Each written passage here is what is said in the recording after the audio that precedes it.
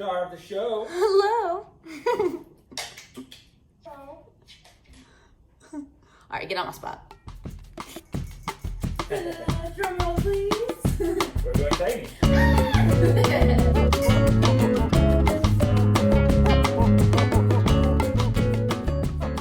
I'm Elisa. I'm Chris.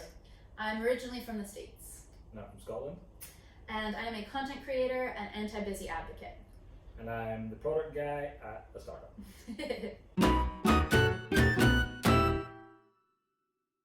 Okay, so we're going to move into a motorhome. So in American, that's an RV. Shorter.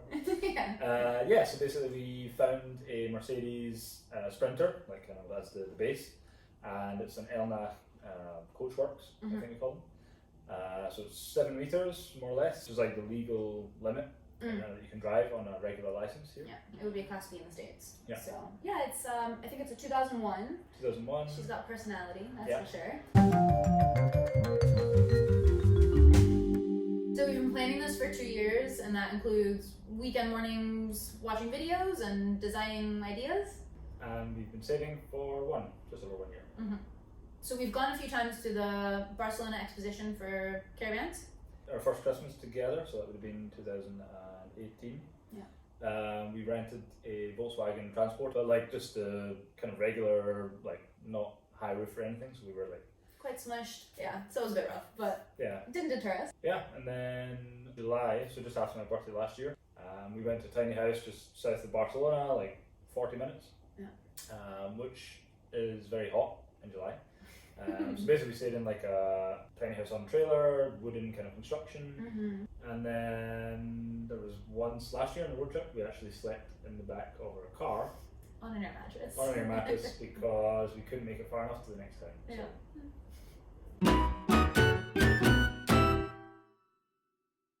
We're going to start at a campground, so just about an hour north outside the city. There's a campsite that has a grocery store, a pool, you can hook into the mains, and it's really close to the train to be able to commute in and out of the city because Chris will still be working at least part-time in the office.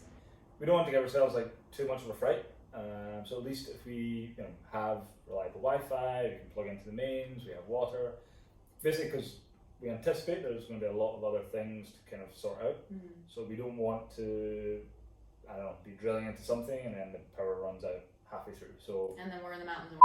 so that gives us a good few months to kind of play with staying on site, maybe going away, coming back on site. Yeah, and just learning about our new home. Yeah.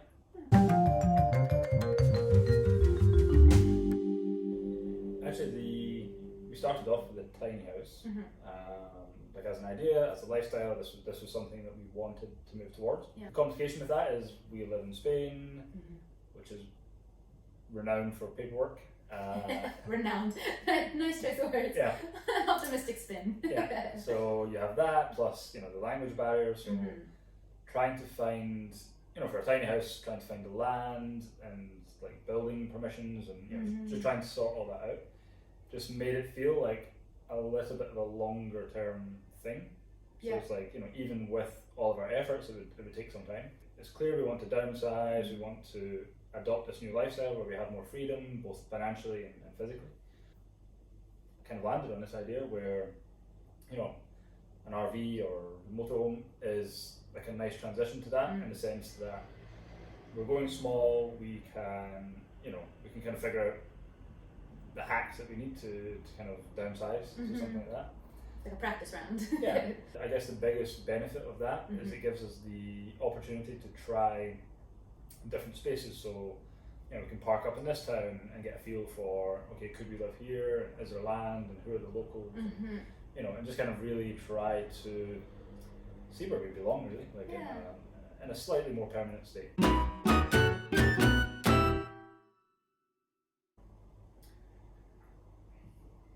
We need less. Oh, you did a phrase. I was just going to say like 3 different things. Nice. Okay, we need less. My response would be freedom, calm, time.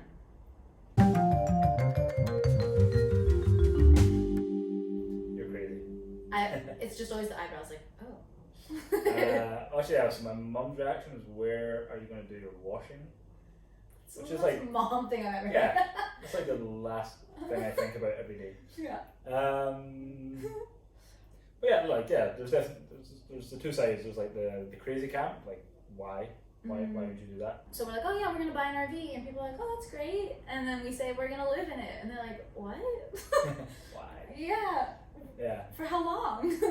We're like, no, like permanently. Yeah. So yeah, there's definitely kind of the crazy camp where they're like, okay, Yeah. good luck with that. And then there's the other side. So we had a bunch of friends over Mhm. taking our old stuff that we're giving away, and yeah, like that response has been like, wow, like you guys are doing it, you guys are living your dream, like this is amazing. Like, oh my god, I've dreamt about this. Like, I totally have my like, homesteading YouTube saved, or the like tiny living YouTube saved, and people are super supportive. So yeah, it tends to be those two extremes, right? yeah, but at the end of the day, I mean, you can't make decisions by what people think. So. Exactly.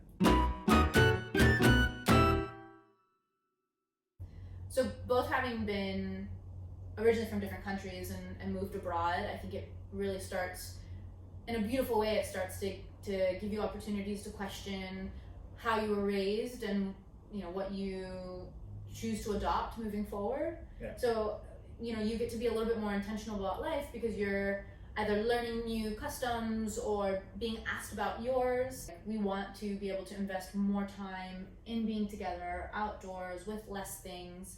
Yeah. So you start to kind of shed the things that you no longer need, and you question a little bit more about what you want, given that you're shown more examples. Yeah. So moving abroad has definitely been a big piece in feeling more comfortable to take the next kind of crazy jump.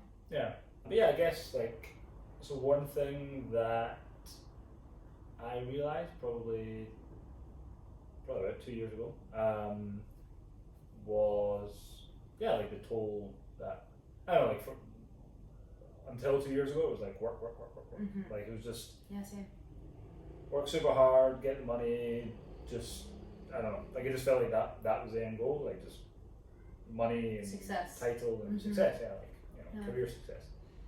Which like it's still important to me, and like I don't know, I need to be doing stuff like Challenge, like problems to solve. You enjoy, yeah. Yes, I like adventure. I like being outside. I like the physical challenge of things, but also the mental, which also comes from work. But I think it was too often like weighted towards the work side of things. Mhm.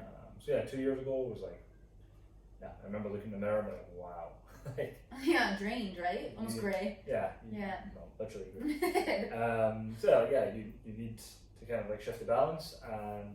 Yeah, and I would say same thing, right? So having worked in startups my entire career, and same thing, this success, this title, this constant progression toward like climbing the ladder, and then not to sound trite, but hitting burnout last September, come Christmas, being like something's got to change. Like this doesn't make sense. I'm physically ill. So yeah. So in terms of timing, I think we both kind of reached that similar realization, and then we we both transitioned jobs, so like the being in companies which are a bit more flexible or choosing a way of working that allows us to kind of to go off and do different things like that, like we've kind of I guess intentionally made these moves like with this in the back of our minds, that we want to be we want to have this lifestyle at some point. So I think we subconsciously we've been moving towards this. So I think now that we've managed to cross that bridge to the career place that will allow us to do this, now it's just okay, well let's get the RV actions and go.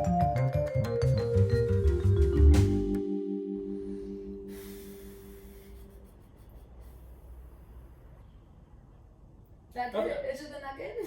Yeah, nothing has felt hard, like it's been tedious, so obviously there's so the hardest part is probably in the midst of doing this, the UK is in the midst of pulling out of the EU. In the midst of COVID. So just the whole political situation, the pandemic, like so I think the hardest part has just been getting stuff done, right? I've got a bunch of papers to sort out now because we will no longer be in the EU come next year. So things I just wouldn't have had to care about, which sounds very privileged. But yeah, that's kind of just added something else on top that we hadn't initially anticipated. Yeah. So that's probably the hardest thing for me is just kind of getting all the stuff in order to make sure that we when we adopt this lifestyle that we don't need to worry about paperwork. Yeah. I think for me the hardest part has been waiting. Yeah. I've always been someone who dreams up crazy things and then goes like headlong into them. So I think this takes a lot more planning, and because it's a big upheaval of our life, like we wanted to do it right. I think we've done a really responsible job of absorbing and researching a lot of information, going and trying it out several times, saving money so that we can do it comfortably and not like get halfway there and get stuck because we ran out of funds. So for me, it's been a lot of kind of tempering, like being patient, and I remember when we were first starting to look at videos, I was like already here, like looking up what paint color and how do you like replace cupboards and all of that. Yeah. And I was like, hold on, like legally, how do you do this? Where do you buy it from? If you import a van versus this, like what electricity do you need? Yeah. So it's been a little bit of like making sure that we're doing the responsible thing, doing a lot of the organization and sorting out kind of the domino effect of we need to do, like when you're talking about this paperwork, what paperwork are we going to need so that we can make sure we don't get stuck halfway through. Yeah. So it's just been the patience aspect for me, which doesn't come naturally. Yeah.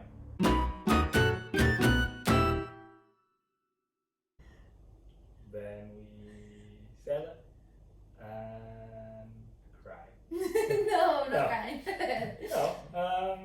I mean, we've talked about it, right? It's ultimately at the end of the day, like, it's an adventure that we're willing to be flexible about. I think we've done enough of our homework and gone into, lived it either for the night or for a week and have thought and talked so much about it that we're pretty confident that it'll be fine.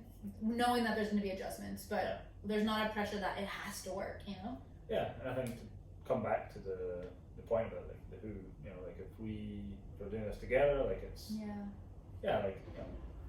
if one of us has like a down day, then we have each other to lean on, and maybe actually it's just a bad day, we go over it.